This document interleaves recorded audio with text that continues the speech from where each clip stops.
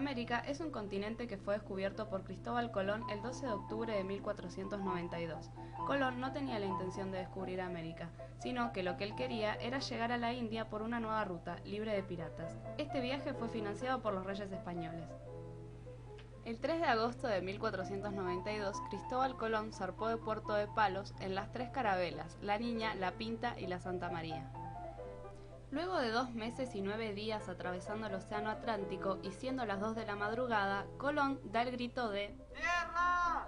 Primer anuncio del magnífico hecho: América había sido descubierta.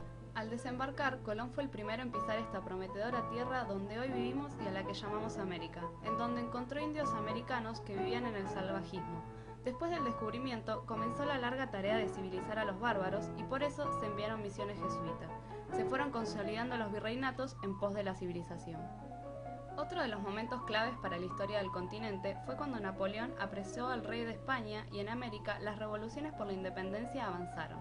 En mayo de 1810, la gente salió a las calles a celebrar el primer gobierno patrio.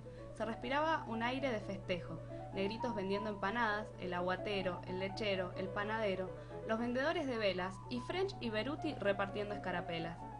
Argentina había sentado las bases de un nuevo estado que nos dejó grandes próceres como Belgrano, quien inventó la bandera, San Martín, quien cruzó los Andes, Sarmiento, el padre del aula, y Roca, quien expandió el territorio nacional y continuó la lucha contra la barbarie y el salvajismo.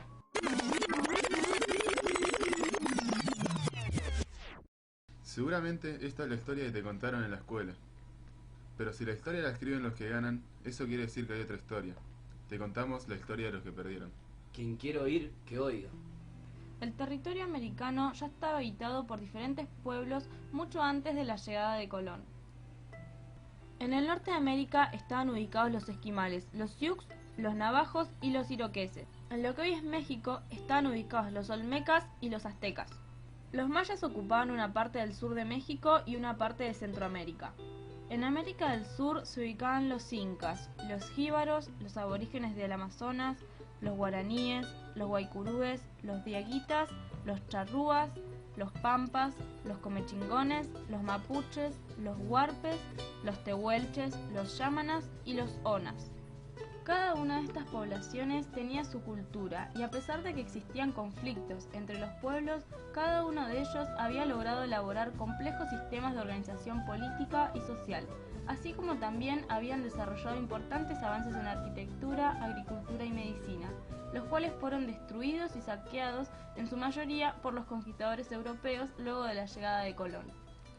Al llegar Colón trajo consigo innumerables enfermedades y pestes, las cuales muchas veces llegaban a los pueblos más rápido que los propios conquistadores. Se convirtieron rápidamente en epidemias, ocasionando grandes cantidades de muertes dentro de las poblaciones. A cambio de espejitos de colores, los europeos lograron saquear todas las riquezas que estos pueblos poseían, destruyendo todo a su paso.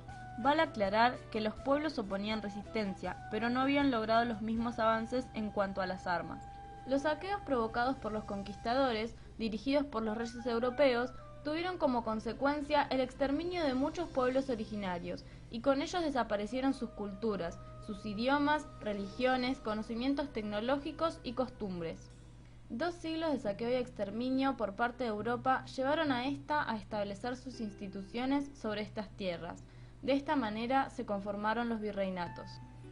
En este periodo, América se vio regada de sangre, fuego y guerra, a lo que más adelante se le sumaron las minas, el trabajo esclavo y las sociedades coloniales. Antes y durante los virreinatos, los indígenas eran el combustible del sistema productivo colonial. El área Yala, que es como denominaban los pueblos originarios a las tierras americanas, es atravesado por rebeliones aborígenes.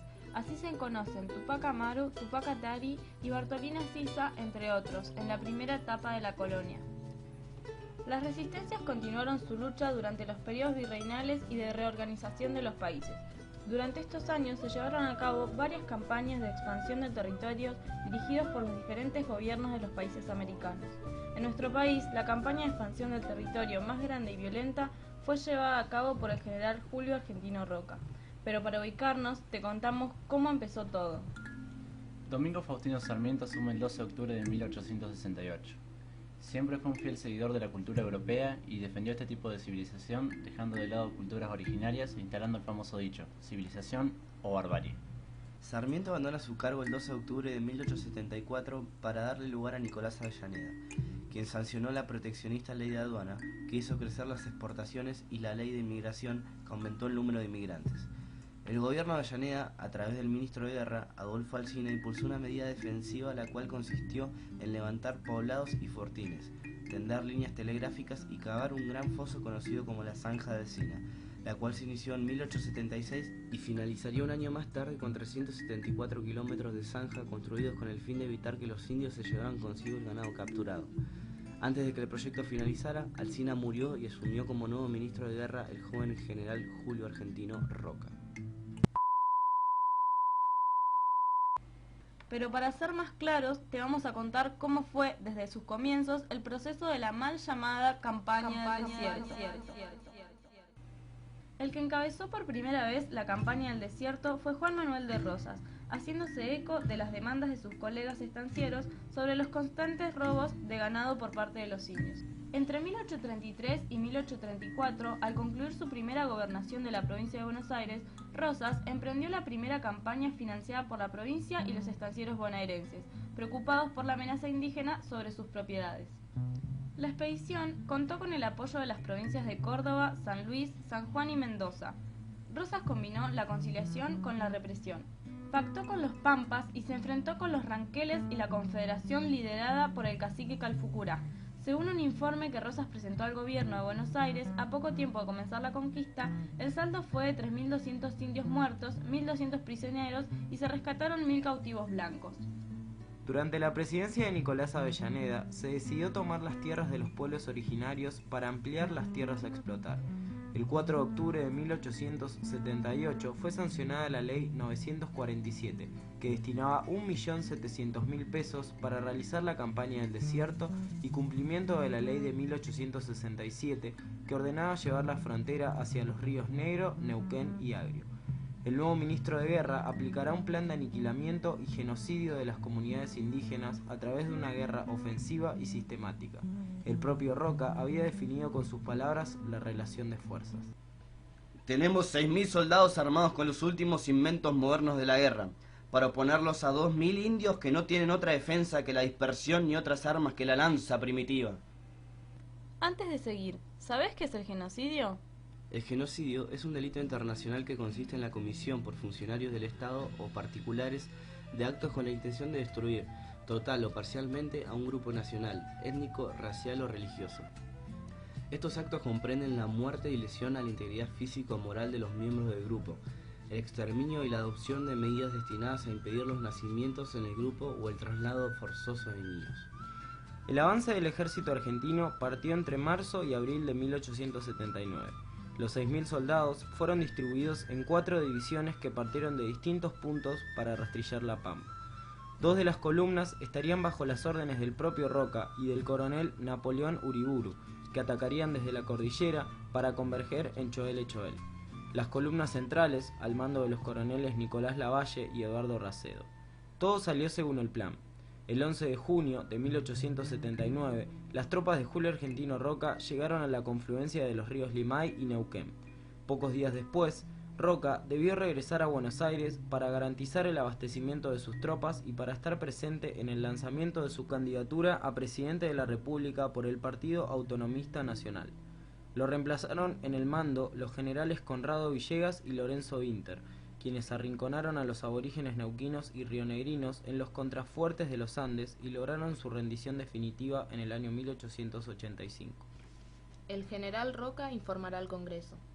El éxito más brillante acaba de coronar esta expedición, dejando libres para siempre del dominio del indio esos vástimos territorios, que ahora se presenta lleno de deslumbradoras promesas al inmigrante y al capital extranjero. Se estima que la campaña del desierto fue causa directa de la muerte de unos 20.000 indígenas, de hombres, mujeres y de niños. Las tribus que sobrevivieron fueron desplazadas a las zonas más periféricas y estériles de la Patagonia. Unos 3.000 nativos fueron tomados prisioneros y enviados a Buenos Aires, donde eran separados por sexo a fin de evitar la procreación de hijos. Las mujeres fueron dispersas por los diferentes barrios de la ciudad como sirvientas, mientras que una parte de los hombres fueron enviados a las islas Martín García, donde murieron, en su gran mayoría, a los pocos años de la reclusión, y los otros fueron sometidos a trabajar como esclavos en los ingenios azucareros de Tucumán. Seguramente te preguntarás qué pasó con las tierras.